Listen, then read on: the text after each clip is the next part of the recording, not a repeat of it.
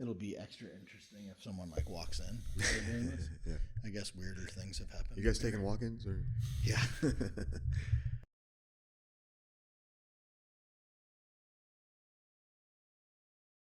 Well, welcome, Thanks, Vince, man.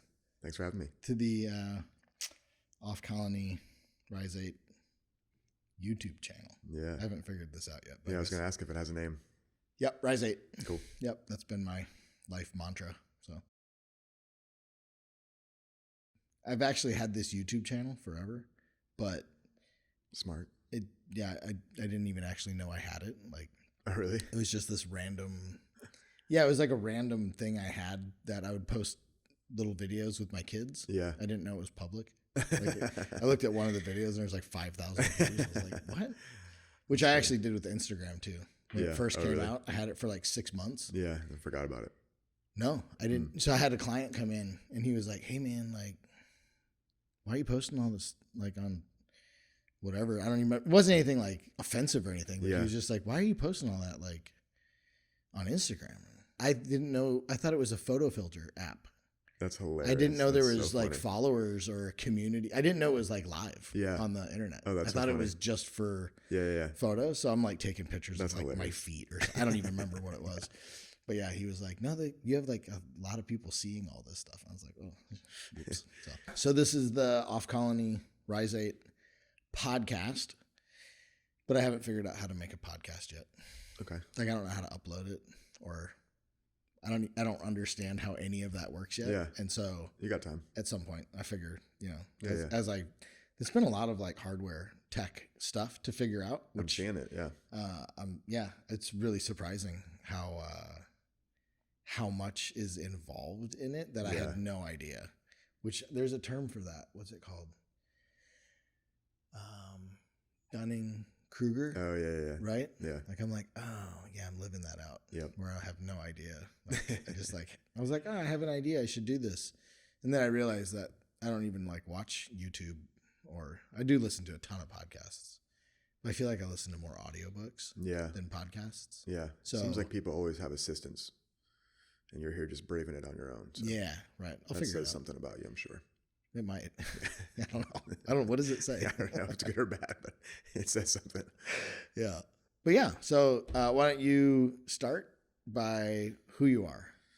Yeah, my name is Vince McGuiness. I am a martial arts instructor and business owner here in Tampa. I've been in Tampa for 21 years, originally from Brooklyn, New York. That's right. 36. Used to be a professional fighter. Yeah. And now I'm a coach and business owner. Yeah. Yeah, and I don't know, we met through tattooing. Yeah. When you were Long time young. ago. Yeah. What, 18, 19? Yeah. Wasn't even fighting pro then. Yeah. Yeah. Where were you fighting then?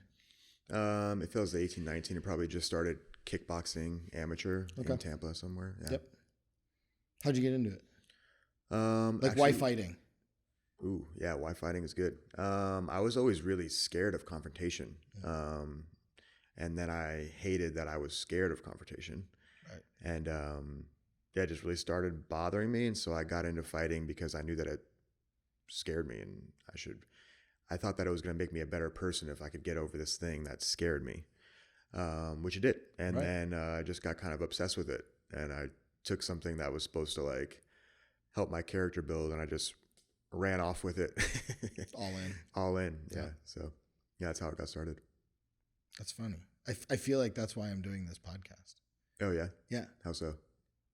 So I was in like this class this summer, and I realized that public speaking is like this crazy, I think overwhelming fear. Yeah, we talked about it a little bit, which I didn't even know I had, and I've felt the same fear in jiu-jitsu tournaments where you go out on the mats, you slap hands with your opponent, and then it kind of like tunnel visions, like the crowd drowns out, and it's like this weird, it's not panic, but it's this weird, like, I don't know, deer in the headlights, kind of like, I know exactly what you mean. It's like time slows down. I felt like that when I was doing my little public speaking thing, and it was like, how on earth am I nervous of, like, it was mind boggling to me that I was nervous.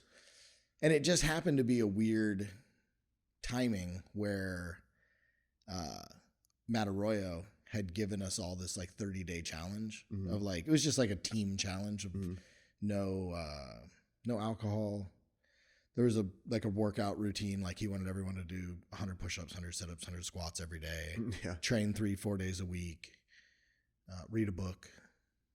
I don't remember what else he had in the challenge, but one of them was do something difficult. Yeah. Like overcome an obstacle or something like that. And that public speaking thing fell into that same kind of time frame. And I was just like, it was just impressive to me how much fear I had on just letting people like listen to me talk, which is like, what's the worst case scenario? Like nothing bad could possibly come of this. Yeah. But for some reason it's terrifying. I don't know why. I mean, I feel the same thing with like jiu-jitsu tournaments. Yeah. It's like, well, I'll go out there to compete and it's like, it's kind of, I mean, it's kind of play fighting. I don't mean to cut it down. Yeah. But it is kind of play fighting. There's like, it's not fighting in the sense, like to me, street fighting is terrifying. Right. Right. Like, I mean, you pull guard and he stabs you in the kidney or, you know what I mean? Like you don't really know what's going to happen. Right. Whereas in a tournament, like you could get hurt, but you're not going to. Yeah. If you're uncomfortable, you can tap. You can tap, you can quit. There's rules. Yeah. There's rules of engagement. Like there's certain things you can do. Yeah. I don't think it has to do with that. Yeah. I think it's that you're preparing for something that you care about. Right. And you're putting it on display. Yeah. And you feel a certain way about how it's going to go, and it might not go that way. Yeah. And I think public speaking is like, you feel strongly about what you're about to say, and, you know, other people could not feel the same way or think that what you're saying is stupid or that you're not as intelligent as you think you are. Sure. And so I think it's like your truth, you're revealing your truth, and you're hoping that, you know, it goes a certain way for the jiu-jitsu tournament, and it's received well in the case of public speaking. I think it's safe. Yeah, I think it's safe fear. Yeah. But I think if you follow it through to conclusion, what's the worst thing that could happen? And then it's like, and if you follow it through logically, it's like, well, you're not fighting, right? In the jiu-jitsu sense, it's like you're not fighting. You're in a grappling tournament. Yeah. There are rules. Worst case scenario, nothing really that bad. Like worst case scenario, you lose and your team thinks you're a complete failure, or like, or you learn that you're not as good as you thought, or whatever. Like all of those things actually have some benefits behind them too. I mean, I think it's all good. And so you know that. Right. So you know going into it that even if worst case scenario, it's going to be good. It's not really that. So why nervous? Right. Why nervous? And it's so the same thing with this. It's like, well, there's a degree of nervousness I've had all day. I went home to take an ice bath just to kind of like, you know, like, oh, I got the interview coming up, right? Like, but over what? If it's terrible, if it sucks, we delete it. Yeah. And it's like, there's nothing to be worried about. Yeah. But there's still this weird degree of nervousness. I think most of it's on perception, like how people are going to perceive it. Right. And I don't know, somehow their approval or something, which seems also it seems irrational to care about what people you don't know think about. Yeah. Well, I think it's only the things you care about, you know, when you started doing this because it is of interest to you. Yeah. And you think that it's going to be beneficial. And so naturally you care about it. And so, I think there's always some nervous energy around things that you care about and jiu-jitsu you care about. So totally. Yeah. Yeah. Yeah. And it's that side of managing that fear. Yeah. But the fear becomes the catalyst. Of like, well, I don't like that it makes me nervous. Yeah. So I want to get over it. You know, which is back to what you were saying with fighting. Yeah, I've been talking to my students a lot about that, about the difference between like fear and anxiety and curiosity and fun. And if you can shift that paradigm, you know, like, you know, a lot of the fighters that I deal with are in their mid-20s, in their late 20s, or even early 20s. But there is some level of time span and pressure that they feel because this is their athletic prime. They're not going to have this forever. So there's always like this looming feeling of like, I got to take this many fights this year. I got to have a winning record. I got to turn pro. I gotta. And I try to like encourage them to shift that. I'm just like, how good could you get this year? How many classes could you take this week? Like, aren't you curious to see how talented you are if you just, settled in and aren't you curious about that? Wouldn't that be fun to find out how good you could be at this thing that you care about and you're so passionate about? Right. And I've really been trying to like embed that in them, to take the gas pedal off the anxiety, off the fear, off the time, and just like turn it over into curiosity about something that you're passionate about and that you love, which I think is beautiful. Yeah. Like what's in there that you can unlock. Yeah. If like you care about this thing. You love this thing. Yeah. Like, that's cool. Why don't you find out how far you can take it? Right. Yeah. How do they respond? They really like that. Yeah. I do these little like mat chats at the end of sparring. I only do it after the end of sparring because sparring is very difficult and it's like a labor of love and they're exhausted and they're beat up and some of them are feeling dejected if they lost a lot of rounds. Right. So I always do like a little mat talk at the end. And that's been one of the things I've been trying to convey, because I'll feel that. I'll feel like, they're in fight camp, they have a bad sparring session, and you can feel their energy is down, Yeah. Yeah. So, I mean, I think it's hard for me to wrap my head around how young 20-year-olds respond to their finite nature. right. You know what I mean? Like it is really hard. Like, right. I mean, that's why everybody at 40 starts running marathons, right? Right. Because it's like, oh man, if I'm going to ever do that marathon thing, it's now. It's like, because 50, it's hard. Right? Well, I think that, and I can relate this for sure. I think like in my 20s, it wasn't necessarily that, well, I think there was both. I definitely felt the time. I understood that I had a finite amount of time. I was definitely comparing myself to others and where they were in their careers. And I hadn't done anything. And most 20-year-olds haven't done anything. And you have this innate feeling that you want to accomplish something and achieve something so that you can say, hey, I'm worth something. Right. I did something, you know, I'm a fighter now, and they just don't have other things that they felt drawn to that would give them that feeling. So they've kind of picked fighting. And I think you feel that same way. And if you're coming out of a college degree and you're looking for your first job and you're trying to figure out your career. And I can remember being in my 20s, like feeling like, man, what am I going to do? I got to figure this thing out, Right. And now that I'm in my 30s, I don't have that anymore. And it's a nice feeling to not feel like I have to accomplish something. I have to be somebody. You want to hear something bummer? It's going to come back for you. Is it coming? I think so. I mean, I feel it, man. Short-lived. I just turned 47 and there's part of me where I'm like, well, what am I going to do when I grow up? Yeah. Like, Yeah, it never goes. So it does circle back around. Yeah. That makes sense. Yeah. Everything ebb and flows, I guess. Yeah. I mean, I don't know. I mean, everybody's built different, but I definitely have gone through, I think I've been in my mode for so long, right? That it's like, oh, that's probably why. I mean, jiu-jitsu holds my head together for the last 8 years now. Where it's like it's something else to do that's not work related. That's a driving force to like learn, to like learn something that maybe doesn't have like a business side to it. Yeah. I remember you were saying about tattooing that you might be like kind of towards the end here. It's hard to say because at 47, it's like I'm coming up on 30 years. Yeah. And I don't recognize the industry at all, right? Like it's totally, it's different. Just like, it's just too big it's just not the crazy small special thing that it used to be that I fell in love with. Yes. But when I'm actually tattooing, I still have that. Yeah. It's just when I'm not tattooing. Yeah.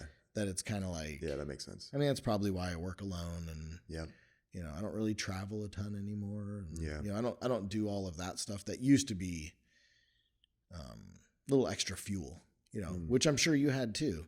There's a difference between traveling around in your young 20s fighting and running an academy. Like it's just a different, I don't know, endorphin, different high, it's different. It's very different. But I think for me, the hang up is, can I do this at 60? Like, do I have 13 more years? It's like, well, maybe, but then what? Yeah. Like, it's not like all of a sudden at 60. Right. And so I think that side of me, the older I get, the more I'm like, maybe I should do something responsible. I don't want to say that I feel tattooing is irresponsible, but being self-employed, and it's just high risk all the time. Yeah. You know what I mean? Like, one good economic turnover, and we're like, you cut tattooing out quick. Right. Gyms, bars. Actually, probably everybody goes to the bar at that point. Yeah. We'll start drinking. Yeah. And I've been through, like I started tattooing in the 90s. The first, 6-7 years were super poor to begin with. Like it was just really hard to get started. And then I lived in San Jose during the .com crash. So that was tough. And then September 11th crash. And then the 08, 07 real estate crash. That was super. And I lived in San Francisco for that. And it was just tough, So it's like I've already been through a few waves to where I know what it's like when no one's getting tattooed. Yeah. This seems to be creeping into that, but it's thank God it hasn't hit home for me. Right. But it is that thing of like, man, like how much, because you need a lot of energy to get through. Yeah. Like as a business owner, whether it's a passion you love or not, like getting your business through an economic depression is like tough, So I think that's kind of the thing that I wonder about is like, should I not become an employee for something? And if I'm going to be an employee, I probably need to learn something, right? Because my resume isn't very. It's like I draw a tiger, and my resume would be terrible, right? Like people would be like, "Well, you're just a." The thought about that is pretty funny. You going from a tattoo artist to an employee of some business, right? Yeah, but I don't think it would bother me. Yeah, I mean, on the business and how you look at it and what you're doing it for. There's a part of me that almost envies my wife because she has a job where she just goes in, clocks out, and she's done. I know. I've never done it. I know. So there's like this weird fantasy of like, man, what would it be like to have a cubicle? You just turn that off and just go to work your 7.5 hours and clock out for lunch. And trying to explain people my hours as a business owner who have never like started a business. That's 100%. Yeah, it's just like they have no idea what like it entails, that you're never turning your brain off. You're never not thinking about it. You're never not worried about it, No, I mean, I answer emails in bed all the time. Or like, talk to my CPA or order. All of a sudden it's like middle of the night. I wake up like, I need to order supplies. And it's just like there's constant, which I've gotten used to. I just don't know if that's wise at 60, 65. Yeah. I think that's my personal fear is like, what do I do at that point? And if it's like a, clock into Home Depot to push the carts, like, then that's what you do. Yeah, for sure. Yeah. But otherwise, I mean, I suspect I'll be here for 5 more years at this location. And then probably, I guess, start phasing out. It's so I don't have the crystal ball everybody else seems to have. Yeah. So I'm constantly trying to figure out. But I don't really know. I don't know. I'm trying to think of how to like articulate that for this podcast because I don't want to like. I don't want to. I don't know. I don't want to scare my clients off either. And be like, I'm done. Go get tattooed by someone else. So I'll have to edit some of that. Yeah, I was thinking about that too, that I just like look at my life as chapters. I had that chapter of my life where I was a professional athlete, and now I have this chapter of my life where I'm a coach and a business owner. And I think a lot about what I'm going to do next. Funny enough, I went to this, I was talking to this girl who is doing basically counseling, and she started counseling at this place called Bloom, shout out to Bloom, and they do mushroom psychedelic counseling and things like that. And she invited me to this group counseling session. And like about a month ago, my uncle passed away pretty tragically. Yeah, I saw that. Sorry. No, it's okay. And I did a mushroom trip to try to like think about, to bring up some memories that I had repressed or hadn't thought about in a while, a way to just say goodbye to him. Yep. And I took a bunch of mushrooms and I just couldn't trip. And it was the weirdest thing.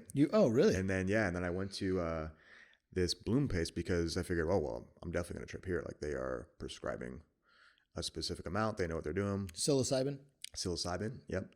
And when I got there was a medium who was running the group basically, and she was going around asking people what they were looking to get out of it, why they were there. And when she got to me, one of the things, she touched on my uncle a little bit, said he was there. Who knows whether that's true or not. But one of the things she said was, she was like, you know, you'd be a lot happier in the next chapter of your life. You know, why are you still doing what you're doing now? And I'm kind of like, well, yeah, it's stressful. You know, it's stressful working the fighters. It's stressful. Wait, what like, did doing she the say? business. She said She said that I'm going to be much happier in the next chapter of my life. And she was referring, at some point we were talking about my occupation. Okay. And she was talking about my job. And she's talking about, you know, whatever I'm going to do next. And I was kind of like, yeah, probably. Like, probably will be a bit less stressed. Was she saying it like prophetically?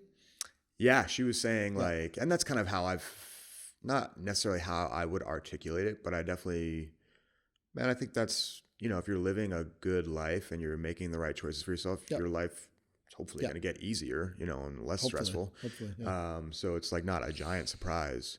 And I think that what she was kind of getting, I was like, what are you doing? Like, you can move on at any point in time. And I was like, well, you know, kind of spent some time getting to this point, and I got some things that I want to accomplish here, but yeah, you know, we'll get there eventually. So I think I'm not following. She's saying like, what are you doing? Yeah. Like, what are you doing? What, like holding on to anxiety when you No, not holding on to anxiety. I think the way that I took it and the way that she meant it was like holding on to like martial arts, you know, still doing martial arts, you know. And like I was telling you in the beginning that I got into fighting to build my character, to just become a better person. And I never imagined that it would take me away and it would turn into what it's turned into. Right. You know, and I think that's kind of what she was getting at, was like, you know, I don't know that you were supposed to do all this stuff that you ended up doing, you know. So she's kind of saying, like, what are you doing holding on to Kaizen effectively? Effectively, this occupation, And prophetically saying that you're going to be happier if you let it go? Yeah, or move on. Do you agree with that? We can also edit stuff out if you find it's like... I like it. I kind of like the candid nature of this conversation. Yeah, I didn't think I was going to talk about doing psychedelics on here, but it's fun. No. Yeah, I mean, I think it's good. I don't want to say this. Yeah, and again, like if you say something where you're like, that's bad business, and you want me to cut it out, because it's like... No, I mean, I love Kaizen. You know, I love Kaizen. I'm very satisfied with what I'm doing, and it's profound, and I love... And you love being a coach. I love being a coach. I love coaching the fighters, and I also love like teaching all the classes. Yeah. But, you know, it's a lot of responsibility. Yeah. And, you know, there are definitely times where I'm like feeling that I'm giving more than some of the fighters, and that can be tough, and that wears on you after a while, and it's stressful. And I don't know that innately, you know, there are some people that just by nature should be fighters, you know, and I don't know that I necessarily fit into that category. I think I have other aspirations and other things that I am looking forward to like doing after this. And yeah, I think it's an interesting question to think about how long this should go on for, what I'm looking to accomplish through it. But yeah, I definitely want to make some world champions. I definitely want to put myself in a good spot financially where I can move on to something else.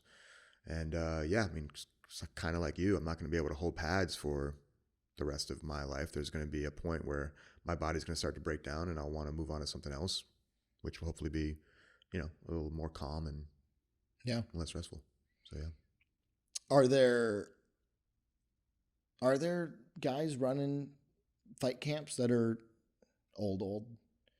Like, I mean, not to pick on Javier Mendez, but I think he's the oldest guy I can think of that's still out doing it. Yeah, and I'm not sure, and he's probably just more of a general. Managing, but manager. But yeah, I mean, you know, I think I could probably still be holding pads the next 10 years. Yeah. You know, so, which is kind of how I see it. You're 36? Yeah. Yeah.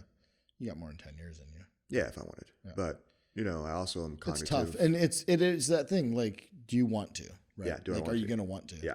Yeah, I'm not sure after 10 years of doing it, I'm still going to want to, because there are just other things that I want to do. Yeah. Is the main thing. Not that I'm burnt out. You know, I love this. I love martial arts. It's been so good to me. It's a lot of fun. Yep. You know, and I'll probably still have some part in it, or some part in Kaizen. But yeah, there's other things that I want to accomplish and do. Yeah. Experience. Yeah. Yeah. I mean, I think I'm plagued with it, Yeah. where it's, I think some people blame it on a ADHD kind of thing. Yeah. But I'm cursed with it, with like everything, where I feel like it's this crazy juggling act where I've got all these like flaming chainsaws, that's relatable, humming on the air, and can't drop any of them, know. But I can get one more in rotation. And it's like I keep pulling stuff in, but I also feel like it's a weird, like for me, it's like this responsible challenge. It's like a weird tweak where like I like my schedule of like, I wake up at 5, I make coffee, I read, take an ice bath, wake my kids up, make breakfast, get them to school, come to the shop. I get here at 8, I'll tattoo for 5 or 6 hours, clean up, pick my kids up, go home, go to jiu-jitsu, train jiu-jitsu, go home. And then I get home and it's like, okay, what am I going to accomplish now that I'm home? So like last night I did animation. Yeah. So I spent a couple hours, put my headset on. Yeah. Listen to an audiobook that I'm like super geeked out on. Yeah. This it's called The Master and His Emissary. Okay. I feel like I've heard of it. It's Ian McGilchrist. It's like a neurology book. It's super fascinating. Yeah. So I'll listen to my audiobook while playing around with animation, or maybe sometimes I'll just draw or like whatever. But like last night was animation, and then I'll do that, and then come 11 o'clock, it's time for bed. Yeah. And I know a lot of people in like say just the outside world, right? They're like, dude, that's too much. Like it's not. But for me, I almost have no schedule. Yeah. Like I just have a discipline. I just have a regiment. Right. And I don't have to do it. Right. Like I can so there's no stress. Yeah. Where it's like, yeah, that's nice. So I just try to fill every little corner of time to be like useful. Yeah. Like forward, motivating, and like useful time, but totally relaxed about it. Cause it's like, I'm doing animation. Yeah. I'm just toying around with a thing. It doesn't matter. There's no pressure. Yeah. It's not like, oh, I got to catch a flight at 6 a.m. so I can fly to this town, give a lecture, get back on a flight, fly to another town, give another lecture, and there are people that do that nonstop. And I think, like when I had this therapist with my first wife where she would constantly berate me for being like this workaholic, like you're working too much. Yeah. And it's like, everything's so compartmentalized and like, so kind of lackadaisical that to me, it's not stressful at all. Yeah. Because I can kind of come and go with those tasks as I please. Right. Like today, it's Friday. I usually take Shane's no-gi class. But if I want to go do yoga, I'll go do yoga. And if I want to go watch a movie, I'll watch a movie. It's like I don't have to go. Right. So there's no stress. Yeah. But usually it's I want to go. So then, I'll make it happen. But I just have to have the schedule of options. Yeah. And I think that's where my brain goes with careers. Yeah. Is it's like, I think I'd kind of like to do something else. Yeah. I don't know what that is though. Right. Because tattooing's too much fun. Yeah. And that's really the problem is. Yeah. And especially at the way things are working now, it's like I only tattoo people I really like, and they all get stuff I really want to do. Yeah. And it's pretty big and consistent. So it's like, well, I mean, do I just sit here? Yeah. Do you get stuck? Yeah. Do you know the region beta paradox? No. Have you heard of that? I'm trying to think of who I saw. It was a podcast I was listening to. The guy was talking about it. I can't remember who it was now, but he called it the region beta paradox, and I think the way he explained it, and I'll surely butcher this because I haven't like read into this or anything. It was just information I gathered, but it's that let's say you have a job and they pay you decent and the benefits are okay and every year you get 2-3 weeks off vacation, but it's not a very good job. Like you don't feel fulfilled at all. You show up, you punch your card, you do your thing. The people you work with are like, they're nice, but they're not, you don't like them. Like they're not your friends. You don't want to hang out with them. And you just kind of keep going through the motions of this. Like it pays you just enough to not leave. Yeah. But you'd thrive if they would demote you. You'd thrive if they fired you. You'd thrive if the building burned down. Yeah. Where if you went in and your boss just absolutely treated you like garbage, like if he treated you worse, it would open the door for you to thrive. Yeah. And sometimes I wonder if I'm not stuck in that with tattooing, because it's like, it is really good to me. And I've done it for so long that I do adore it when I'm doing it. Yeah. But there is part of it where it's just like, I wonder what else is out there. Yeah.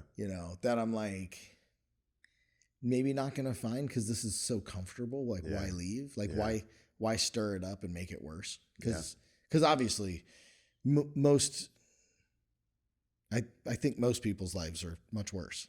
Like, it's like I do feel like I'm living the dream. I wanted to be a tattooer since I was 12, and I've got this dope studio and things are great. So why screw it up? Yeah. But I do wonder if I'm not like, 86 years old on my deathbed thinking, man, I spent my whole 70 years tattooing. Yeah. Like, I wonder if that's not like, I don't know. I wonder if that would be disappointing or inspiring. I don't know. Yeah. Yeah. Yeah, it's interesting. Yeah, the choices you make in life, forks in the road, are interesting. I always think that, like, I just would have, man, in my 20s, I was so broke, when I'm talking to people about their careers and their jobs that they don't like, I'm just like, I can't even wrap my head around that, because I would have just starved trying to do this. Like, that's how much I fell in love with martial arts. I can't imagine doing something that I didn't fall in love with, and I mean, maybe I would have had to eventually, just because you'd have felt like such a loser you have to do something. But when I, I'll talk to people who are selling insurance, and it's like, they love music. And I'm always like, how did you get so far away from this thing that you loved, that you're just like doing something completely different, Right. That's always been like really fascinating to me. It's like, you found something that you love and you're passionate about, and you just are over here all the way on the other side of it. Yeah, I just can never really wrap my head around that. I think it comes down to making the sacrifice of like, man, I don't really like insurance. Yeah. It pays good. Right. And it pays enough that it'll fund me the opportunities to get into music. Yeah. Like, I think there's a side of that to me seems super logical. Mm-hmm. And I kind of have this talk with people all the time where, I'm constantly tattooing people that have white collar office jobs that are like, man, I wish I could make art. And it's like, you could totally make art. Yeah. And they're like, nah, like, cause my job and it's like, yeah, but I don't make art at work either. Right. Like, I do find tattooing to be an artistic endeavor, right, for sure. But you could argue if that's beneficial to painting or not. Right? Like, it's I mean, I like it, but like, let's say I worked 40 hours a week selling insurance. Would that make me more creative at night? Or, you know what I mean? Like, I don't know. I haven't done it, so I don't really know. Right. But a lot of times it feels like it takes extra, and it's only imagined because I don't have another life to test it against. Yeah. But sometimes being creative all day at work makes it hard to go home and be creative at night, right, which is why I think jiu-jitsu comes into play. Is like, it's a little buffer. It still feeds the brain, like, mm-hmm, the chess game, mm-hmm, learning side of it still, that still really satiates that itch, but because it's, highly athletic, it makes it kind of, it feels like an opposite. Yeah. Compared to sitting down and painting all night. Right. So after sitting down and tattooing all day, which I don't do anymore, but when I used to sit down and tattoo all day and then I'd go home and sit down and paint all night, like I was a complete mess. And it's like, well, I feel like if you have a construction job, that's your catalyst to be an artist at night. Right. Like you could totally do it. Right. So I think a lot of times having those kind of jobs, if you're mindful of the fact that it's funding you the opportunity to do the weird music adventure thing you want to do, or get super into something that you don't have to turn into a business. You know, because a lot of times, like if you're like, let's say you make pottery, you spin pottery for like, that's your obsession. As soon as that's your job, well, now you might not be able to do the creative side of it that you want. Right. And you have to just make coffee cups to sell to people at flea markets or whatever. And you're like, that's not really what I wanted to get into this for. Yeah. You have to find a way to make it lucrative. And a lot of times I think you're cutting the creative side out to justify the hobby. And then people burn out. Yeah. There's so many different iterations for sure. Yeah. Yeah. Yeah. I don't know. I mean, it's all an imagination thing for me. I have no idea what I would do if I had a corporate job. Yeah. But I imagine I would still be creative when I'm not there. Yeah. You know, like, I think I dated a creative who had a corporate job and she just felt burnt out after. At work. Yeah. She definitely, her work suffered, you know, maybe if you have a job that's like. Her creative work suffered because of the business. Yeah. She just always felt burnt out. So I don't know her. Yeah. It's your ex-girlfriend. Yeah. So you don't mind picking on her. No. Was it an excuse? So, because here's the thing, and this is my thought with most people that I come in contact with that are like, oh man, I wish I could, but I can't. Yeah. Their I can't is always just the most vapid excuse for, you know, they're like, basically like, I wish I could make art like you do. Yeah. But for me, it's hard. And for you, it's easy. Yeah. And which is kind of like, I mean, you see it in, you know, I'm sure at your academy all the time where people are like, oh, like, I wish I was better. And it's like, no, you don't. Yeah. Dude, all you have to do to get better at fighting is show up. Like, that's all you have to do is just show up. It's not rocket science. Like, if you want to get better at training, just train. Eventually, you get good. It does happen. Like, you might not be an absolute phenom.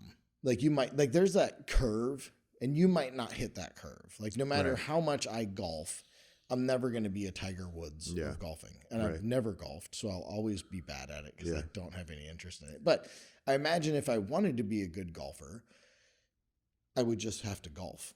Take lessons, show up, golf. I'll never be a professional golfer, but I could get good enough to enjoy it. You know, with art, like, I think if your argument, and when people say this to me, it's like, I think if their argument was, you know, I wish I could be as good of a painter as Rembrandt. And it's like, well, that ship sailed. It's not, you're not, you know what I mean? Like, you're not going to be that good. Yeah. But there's a lot of artists that didn't have any ability to be skilled draftsmen. Yeah. You know, that ended up Jackson Pollocks. That ended up like, there's 1,000 different ways to make art. So when people are like, oh, I wish I was an artist, or, oh, I wish I made art. It's like, no, you don't. Yeah. It's kind of like saying you wish you could lose weight. It's like, well, you could, or I wish I could quit smoking. Just quit. It is hard. Yeah. I think people get dejected. You know, I can remember, you know, in this specific case, her feeling that, just the dejection of making your art and having it not be received well or not sell well or things like that. Yeah. So, yeah, I think that probably had a good amount to do with it. Yeah. Tough. But that's what art's always been. Right? Yeah. I mean, yeah, you got to do it just because you love doing it. Yeah. And not because, I forget how exactly this story goes, but there was a troop of guys. It was about 120 years ago. I should look this up because I should cut this out too and figure out what the story is. But in Paris, every year there was a exhibit at the Salon that was like the big, you know, art fest of the year, and it's huge. And it's a huge deal to show at the salon. And there's, these guys that would get, they couldn't get in. Like they just couldn't get in. Yeah. And they were kind of socially just dejected. Like no one liked their work.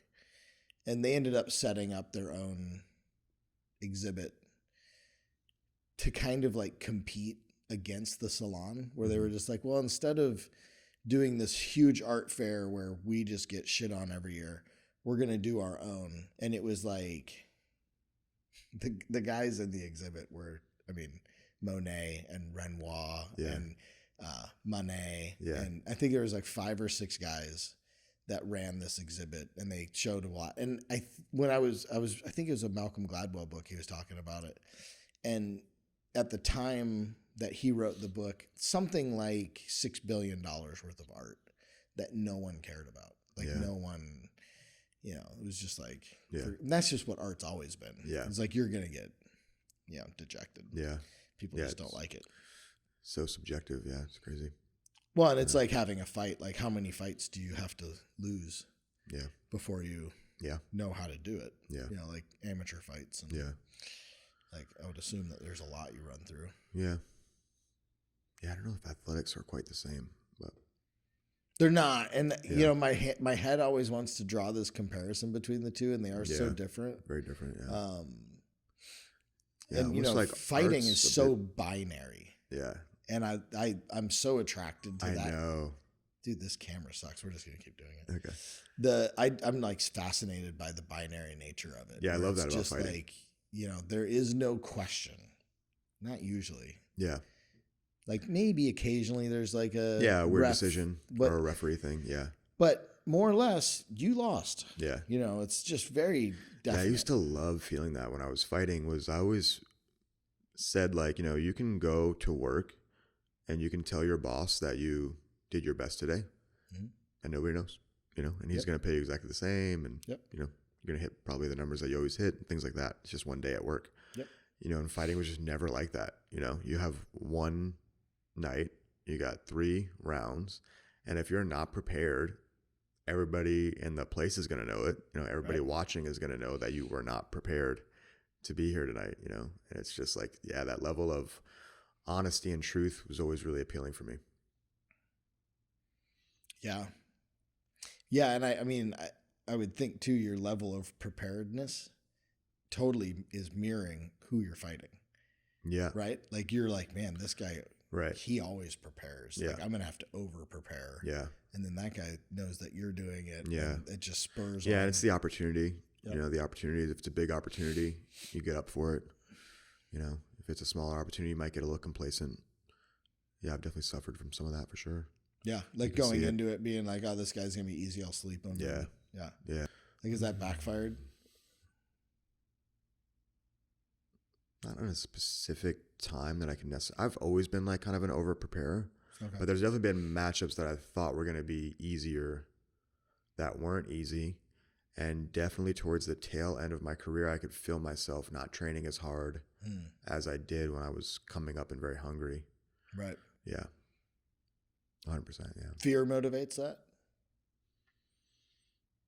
No, I was just so damn passionate. Yeah. I just loved it. I was so excited to do it, and it's funny because I'm talking to him now about some of the athletes, because we kind of have Alon in this position right now where his skills and his talent are so high, but his passion and his drive is just starting to go down a little bit because he's been doing this since he's 18, 19, 34? And he's he's like 34. So it's like, man, how, how much are you going to be excited to do this?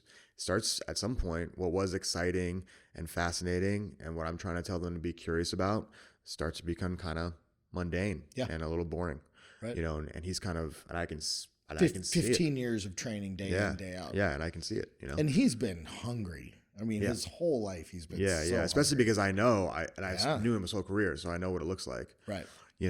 And that's always like those 2 barometers, those 2 bars is like when you first start out, your passion, your drive, the curiosity, the fun are so high, but you suck. You're terrible. Your skills and your talent are so low. And you're waiting for that sweet spot to kind of catch up. Where, yeah, the passion and the drive might not be as high as it was initially when you first realize this thing that you love and you're so driven by. But now your skills and your talent are catching up, and you can hit that nice little equilibrium. And it's like the fighters who can keep that going for as long as possible, you know, I think have the most success and do the most and have the most fun, you know. I mean, it's, you know, you got to really be having fun out there. It's such a hard sport, you know, the highs are so high, the lows are even lower. And, you know, if you can't keep that fun level, momentum, the curiosity, the momentum, it wears on you. It's difficult. Yeah. Does he, I mean, I would imagine for a guy like Alon, he's had a lot of fights. Yeah. And has trained feverishly. Yeah. Right now, does he have a fight booked? Mm-mm. Right. And so that's got to be a weird lull. Yeah. Because he's got fights on his contract. Mm-hmm. So he knows he has a fight coming up, but he doesn't know, like he knows he has a fight coming up, but he doesn't know who his opponent is. Yeah. So it's not a mental fight yet. Yeah. Right. Like once he finds out who his opponent is, then does that fever come back? Yeah. Yeah. It'll definitely come back. But even still, it's not like, it's definitely not a long cruise in like 2015, 2016, you know, and it just never will be, you know. But it doesn't need to be better than he was. Yeah. It needs to be better than the guy he's fighting. Exactly. Right. Yeah. And he's so much better. He's so much better. His talent is so much, his skills are so much better. Yeah. You know, but yeah, it's definitely interesting. And watching it from the outside as a coach is interesting. Yeah. Yeah, because he's still a really technical fighter. No, he's the best fighter I've ever trained. It's nuts. Yeah. But he doesn't need that kind of like psycho drive. Yeah. Because he's just got such a good muscle memory. Yeah. Yeah, I mean, I can't wrap my head around it. Yeah, the sport's insane. Yeah. And it's so fun to like take an introspective look at it because it's just not done that often, you know, that people are looking at the sport in that way, pulling it out and kind of really like dissecting it in the way that I'm at this point in my career, at this point in my like life, I'm able to do it. It's like, there's so many pieces. It's like fun. Yeah. Well, because I would imagine as a coach, you have to switch gears a lot for the new dude that's got an amateur fight coming up. Yeah. And then an hour later, you got Alon with a pro fight. Yeah. Like on his. Yeah. Yeah. It's like, you know, my whole career, I always wanted to work with really high level pros, you know, and get to the UFC and work with that level. And now it's like, it's fun to work with these amateurs. You know, it's fun to build someone up from the ground. Because it's just like chaos. That's chaos, man. It's chaos. And they're so like, they'll just fucking starve. Yeah. You know, they'll just fucking starve. And they're just going to I got Steph right now, who's fighting October 21st. She's going to make her MMA debut. She's been doing pretty good in kickboxing. And this is her first MMA fight. And like. At what? This is her first MMA fight. At what? At what weight? At Combat Night. Yeah, Combat Night in Orlando, October 21st. And dude, it's just like she's just fucking a shark, man. Laser focus. Dude, it's so cool. You know, it's so fucking cool. Do you know who she's fighting? Yeah. Like personally? No, I don't know her personally. I've like seen she's very good. She's talented. She actually Steph's good. And this is her MMA debut and she's fighting somebody who already has 10 MMA fights. Oh. And I wouldn't normally do that, but it's been pretty tricky finding her an opponent. Yeah.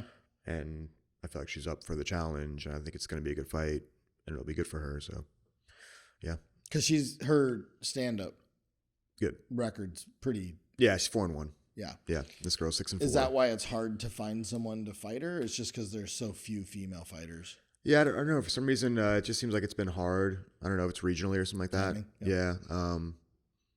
I didn't think it was going to be this hard, but yeah, it was pretty difficult. So, when this matchup came up, we just kind of jumped on it. But yeah. That's awesome. Just going back to the different athletes, just like, and I have this guy who's about to make his Muay Thai amateur debut. Cool. And you would think, oh, like, who cares? Like, you know, but he used to play, he used to be a wrestler in college. Oh, okay. And he's like a specimen. Like, what's he's his name? Probably the most athletic person at our gym, Emilio Fowler. Okay. And, you know, in the past, I would. How old is he? Graduated college. He's probably 23, something like that. Yeah. He's ready. He's ready, yeah. Young and you know, he's graduated for a while, hasn't wrestled in a while, so I think he's feeling like he misses competing, and he's going to be able to get that back, so that'll be fun. Where did he wrestle? Notre Dame, but not that Notre Dame. There's like a Division II Notre Dame, apparently. Okay. And yeah, it's just the way that I'm coaching now is I probably would have taken a guy who had a wrestling background and been like, well, might as well jump right at MMA and smash somebody. Right. But now what I'm doing is I'm making them do some Muay Thai fights first. Oh, sure. Because it's like, you know, what we're talking about with jiu-jitsu, where you can get a little uncomfortable and you can tap. You know, in MMA, you can get a little uncomfortable and you can tap, or you can find a way out, or you can take a shot and fall into a guillotine and tap. And I mean, this is not to say that MMA isn't the better, more revealing sport. I think that it is, obviously. Yeah. You know, it means more. It means more if you're an MMA champion than if you're a boxing champion or a Muay Thai champion. But if you need an out, it's there. It's there. And in kickboxing and Muay Thai, there's no out. You have to learn how to fight. And so I'm taking people who obviously are going to do well in MMA and making sure that but can you fight? And do you enjoy to fight? Because this is what it's about. Right. You know, and this is another thing that I've been trying to talk to my students a lot is like, you have to enjoy the 50-50 exchanges. You have to enjoy the danger of that. You can't just enjoy when you're on top smashing or when you're beating someone up in strike. That's not what fighting is. That's not what this is. That's not what it's going to be. That's not what this represents. This represents an equal chance where you could get hurt, where they could get hurt. And if you don't have fun in that, if you don't have fun in those scrambles, if you don't have fun when somebody's in on a double leg on you, if that's not enjoyable for you, if that like ability to compete isn't inside you and that doesn't drive you, this is not for you. Right. Like you have to enjoy those 50-50 exchanges when you don't know what's going to happen and things are a little chaotic, because that's what fighting is. And I'm going to do my best to make sure you're safe and you're as technical as possible and you're in great shape. But at some point, you're going to have to fight somebody. Yeah, like, do you enjoy the bad positions? Exactly. Right. Is that still, or do you panic? Right, exactly. Interesting. And so many of the wrestlers, they don't want to fight, you know, and you got to kind of like figure that out and like coach them the right way to get over that, you know, as quickly as possible. Yeah. Yeah. I don't think I would ever get over it. I don't like, it's not for everyone. It's definitely not for everyone. I've done a lot of striking, but it was never something that was enjoyable. It took me a long time. Yeah. You know, like I was talking about, the reason I got into it was, you know, I didn't really like confrontation. So, you know, the first time that I did hard sparring with a boxer who was better than me and fucked me up, dude, I was emotional about it. You know, I was pissed off, you know. Yeah. And, but it was so good for me. It was good for my soul. Were you getting in street fights as a kid? No, I wasn't getting into street fights because I was very non-confrontational. So I would just like, I was funny. I was charismatic. I would get my way out of, you know, but there were moments where I was bullied and I wouldn't stand up for myself. Because and I really didn't like that. Yeah. And, you know, I just kind of hated that about myself. And I didn't want to take that into adulthood. Mm. Yeah. Well, it's interesting because I only really know you as a fighter. Yeah. So I'm like, well, who's going to pick on you? Dude? Yeah. You know, but I mean, that's the path you took that changed. Yeah. Right? Yeah. I mean, I was raised by all women. I didn't really have a very strong male role model in my life, and definitely not a male role model who like understood fighting and combat. Right. Definitely never had that, you know. What was the first academy? What was the first thing you did? First thing I did was the Kaltas that Rob Kahn was teaching at had a boxing gym. Yes. And I just wanted to box. And I really was just boxing. I mean, you know, I think you do things subconsciously that you don't realize you're doing. You know, you're just kind of like, you're drawn to things that you're not fully understanding why you're drawn to them.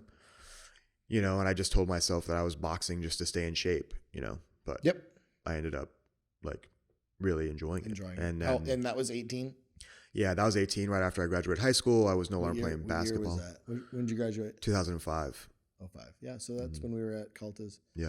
So we were in the back. Yeah. But you were on the side. Well, yeah, and it was intimidating. Yeah. You know, I was like... That was a weird gym, too. Yeah. Because, like, Rob had that little, like... Yeah, it was a little space. 600 square feet or something, like little closet. It seemed like all, like, grizzled guys. You know, you had, like, people who were trying to get on The Ultimate Fighter. And, you know, it's funny looking back on it because that was well, I trained at a bunch of different academies, but none that really stuck. Yeah. So like I trained at a little Muay Thai school in Ohio when I was like 22 or something like that. And I trained at this weird cop gym in Chicago that I didn't really learn anything. It was gnarly. Mm-hmm. And then AKA in San Jose for a couple years. And then when I moved here, Eduardo de Lima out in Clearwater for a few months. And then Rob popped up. Yeah. And so a couple of the guys I was training with at Eduardo's were like, hey, Rob Kahn opened up in Tampa, kind of by your house. You should train there. So I moved up there. And it was just this, like, I show up and there's all these kind of gnarly dudes in there. And it's like in the back of this weird old Florida weightlifting gym. And there's a boxing thing there. And it's just like, it kind of seemed really mismanaged and unorganized and like felt like, I mean, coming from AKA, right, it felt like I was training at a flea market. Right. Like it was just like, what's going on? That's so funny. But Rob was amazing. Right. Like his instruction was just like unbelievable. Yeah. And like far superior. Like as far as, you think Rob is the best jiu-jitsu instructor that you've been under? Man, it's so weird because I've been around such high level talent for I don't even know why, but I've been around such high level talent, but I have learned more from Rob that has stuck than probably anyone else. Yeah. Where even now, like my game, if I look back on what works for me, it's almost 90% of it stuff Rob taught me 20 years ago. Yeah. And it just still, so he has some way of articulating information that just sticks for me. I don't know why. So for me, he's been the best. Yeah. And if I look at the scope of how long I've trained and who I've trained with, I didn't really train with him that long. Yeah, that's interesting. Off and on for a couple years. Right. But what I learned in that time was, pivotal. Yeah. Super good skeleton for what jiu-jitsu is. But and I was just talking to Rob last week. He was at the academy and we were talking about it. But going into that gym was such a weird setup that I think it made everyone feel like an outsider. Like it made everyone feel like, oh, you guys are this super established organization clique thing, when no one felt that way. Right. Like in hindsight, and I talk to people all the time and it's like, when did you pop up there? And they're like, the same day you did. And it's like, really? Like, I just assumed you'd always been there. Yeah. And they're like, I thought you'd always been there. That's funny. And it's like that kind of weird exchange where I think it was just like, it was like the Wild West and there wasn't many academies in Tampa. No. Like there wasn't much around. And so if you wanted to train, you kind of had to show up there, and there was a lot of bravado. I mean, there was definitely a lot of like, 05, like, it was kind of new and small, totally different than how it is now. Oh yeah. Totally different. Yeah. I mean, I think about looking at that gym now, you'd be like, oh, this is like very unorganized and this guy's probably doesn't know what he's doing. That way, like compared to and you came from AKA. So yeah. Like for me, I didn't have an AKA, so I really had no barometer of what that would look like. Yeah. Cause you went to California after. Yeah. I went to California. You started there. You were 18. Mm-hmm. And then what? And then I started training with Dan. Then I saw Anderson Silva fight. Yep. And I was like, wow, this is incredible. And then I started wanting to really do Muay Thai. So I did a Google search of Muay Thai schools. Okay. And I found Dan Rawlings. Well, I found Tampa Muay Thai, and then I found Dan Rawlings. And I'm not sure what made me choose Dan Rawlings over Tampa Muay Thai, but I ended up driving out to West Chase and training with Dan Rawlings. Yep. And then did that for, I don't know, probably on and off 3-4 years. Was his school Griffin Rawl? Griffin Rawl. Yeah. Mm-hmm. Okay. This is before he got in with Matt at South. He was doing his own thing. And then I moved to New York for a little bit. And back to Brooklyn? Yeah. Lived with that uncle who passed on his houseboat. He was living in Sheepshead Bay at the time. Okay. And then when I moved back to Tampa, I wanted to get back to training, but I didn't really know where I wanted to go. I always felt like South was like, I never liked the vibe of South for whatever reason. I used to not, for sure. I love it now. And so even though Dan was there and could like hook me up and, I probably would have been able to train free and just to teach a class or something like that. I was like, man. But Jeremy Thurlow opened up his own spot in Brandon. And for whatever reason, me and Jeremy always like really got along. Like he's one of my favorite people. Okay. And, you know, I've been around 3 world-class coaches, I would say. Dwayne Ludwig, Henry Hooft, and Jeremy Thurlow. Okay. And Jeremy Thurlow just, you know, was in a weird time, couldn't really make the gym work, couldn't really figure the business side of it out. But as far as like a mind for MMA and martial arts and just like a passion and understanding like coach athlete dynamics was like incredible. Yeah, such a good coach. Is he still around? He's not around anymore. He's like working at his wife has a dairy farm out in Wauchula. So just complete 180. Okay. But, you know, she made good money and the gym was kind of struggling at the time. Yeah. So he had to kind of switch gears. But yeah, just like a genius, you know, super, super smart. And so yeah, I trained with him. And that was after Dwayne? No, this was before Dwayne. Yeah. Okay. This was like, I made my pro debut. Things were kind of like, I was doing okay. I was doing great. At this point, I was like 2-2. I started training with Bamboo in West Chase and kind of like training myself a little bit basically. And then my girlfriend at the time got a good job in California. And that's when we moved to California. I started training with Dwayne 2014. Gotcha. Yeah. Okay. And you were there a couple of years? No, I was there for 9 months. Oh, okay. Yeah. But enough to like see what Dwayne was doing and understand how like profound it was. I mean, you know, when I got there, I shopped around all the different, you know, there's so many gyms in that area, Scrap Pack, CSA in Dublin, AK in San Jose, and, you know, Team Alpha Male in Sacramento was the furthest from me. Yep. So, but, you know, it seemed like Where were you living? I was living in Oakland at the time. Okay. Yeah. So Scrap Pack was probably the closest. CSA was reasonably close. And Sacramento was like far, like 90 minutes both ways. But when I got to see what Dwayne was doing at Team Alpha Male, I was like, it was like I was watching an NFL team practice, and I had never been around that in any capacity. It was just so well organized. There were so many high level people. There was like 10 UFC athletes on the mats, and they were just like clicking on all cylinders. And I was just like, man, this is where I have to be. Right. So yeah, made that drive, you know, 4 times a week, you know. So now when fighters show up late to class, 30 minutes away, I'm like, dude, I don't want to fucking hear it. Like, you know what I mean? You have no idea. Right. Yeah. Yeah. I mean, at AK, we weren't allowed to show up late. Yeah. Like, if you're late, you're not in class. Yeah. Like, you couldn't, there's none of that, like, well, you know, the purple belt's drifting in 10 minutes late. It's like, nope, like, you can come back tomorrow. Yeah, I like that. Yeah, I've never understood the, like, non-militant side of academies, but that's what it is. Definitely for Florida, that's what it is. You know? And in California, I remember showing, like, one of the things that actually turned me off about Scrap Pack was, like, I showed up and the class didn't start till like 10 minutes after it was supposed to start. You know, like the instructor kind of walked down, kind of like nonchalant. I was like, I don't know about this. Yeah.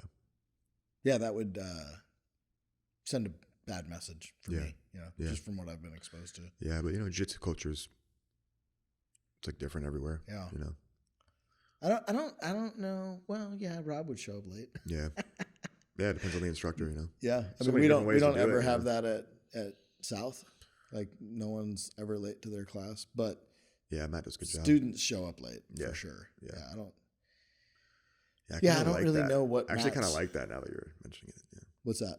Like, maybe with the fighters, like, yeah, just don't show up if you're gonna be late. Yeah, I've been in classes before too, where it's like, oh, like, class started 3 minutes ago. Sit, watch. Yeah. Don't leave. Don't train. Yeah. You know, like, just sit and watch. Yeah. Like, you can't leave and you can't train. Yeah. And it's like, man, that sucks. Yeah. You know, I mean, it's so hard to know when to pull that trigger and when not to, because. Yeah. Usually what I do is like, you need to communicate with me. And if you haven't communicated with me that you're going to be late, then I can start enforcing this idea. So I definitely understand that militant personality and how that's super beneficial if you think you're going to be a pro fighter. Right. Like, if you want to, if you want to do it, like, you want to compete, and then it's like, all right, like, all that other crap's got to go. Yeah. You know, I mean, it's just paying attention to details. And it's like, well, take it serious, because it is serious. Yeah. But when it's the, 47-year-old. Oh yeah. The casuals can show up whenever they want. Right. Yeah. The casuals can show up whenever they want.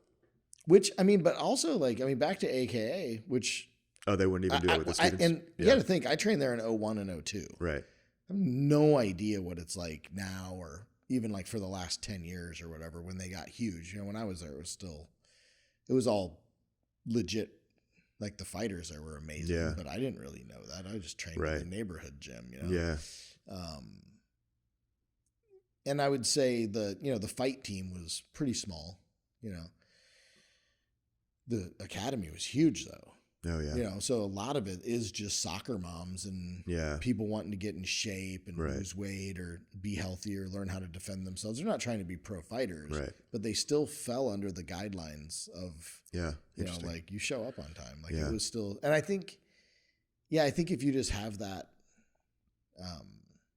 mentality for everyone, then people are going to fall in line. Yeah. You know, I mean, I can't imagine showing up to a yoga class a minute late. Yeah. I mean, and it's like, that's the most relaxed thing you could do. Yeah. And I couldn't wrap my head around showing up to that late. Yeah. So, and like I do yoga like almost every week, you know, for 5 or 6 years now. I don't know if I've ever seen anyone show up late ever. Really? Ever.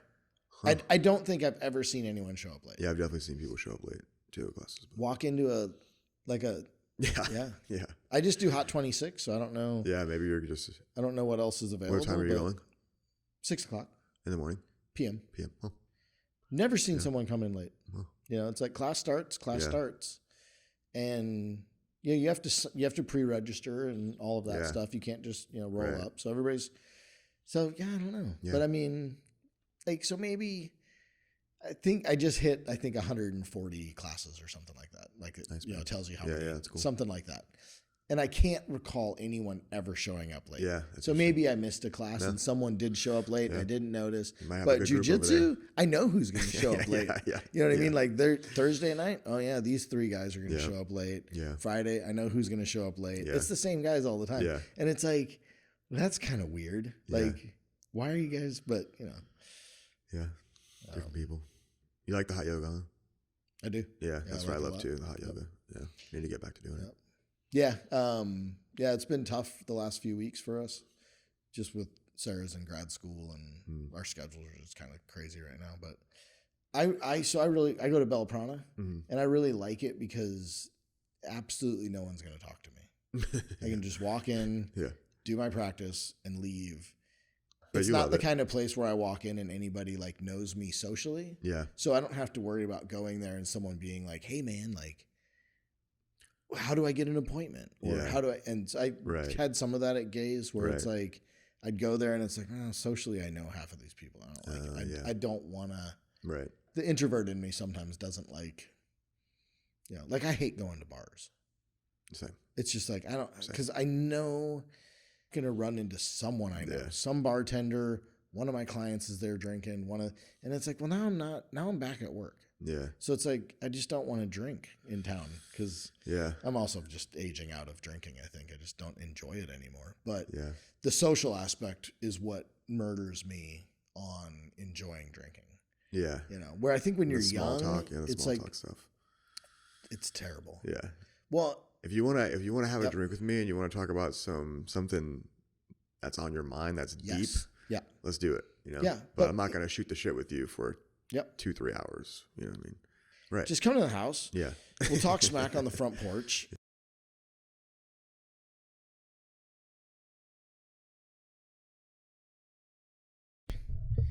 Thanks for coming on my little podcast. Yeah, thanks for inviting me. If anybody wants to get in touch with you, what's the best way? Yeah, my Instagram is my full name, or Kaizen Tampa is our Instagram as well. Instagram is probably the best. And come take a class, come do some training. Yeah, cool. Located in? We are in Ybor, right outside of Ybor in Tampa, 4300 East Broadway. Cool. Kaizen Tampa, kickboxing, MMA, jiu-jitsu. Beautiful academy. Thanks, man. Yep, love it. Yeah. Like super excited to come back for there should be another grappling. Yeah, grappling. Gable grip. Gable grip. Invitational, coming up soon. Yeah, that was fun. Shout out. Cool. It was cool to see the local energy of grappling tournament. It seemed like cool. People liked it. It went well. So cool. I think they're doing it again in November. I think November. Yeah. Cool. So I'll see you there for sure. All right, man. Thanks for watching our podcast, and That's it. Thanks, That's all man. I got. Yeah. Thanks, guys. Awesome. Yep. Bye. Okay. Cool. Thanks, man. Sweet. Yeah, no problem, man. Thanks for coming. Yeah, anytime you want to do it again. Well, and actually, like it's kind of been my goal, and we'll see what happens, but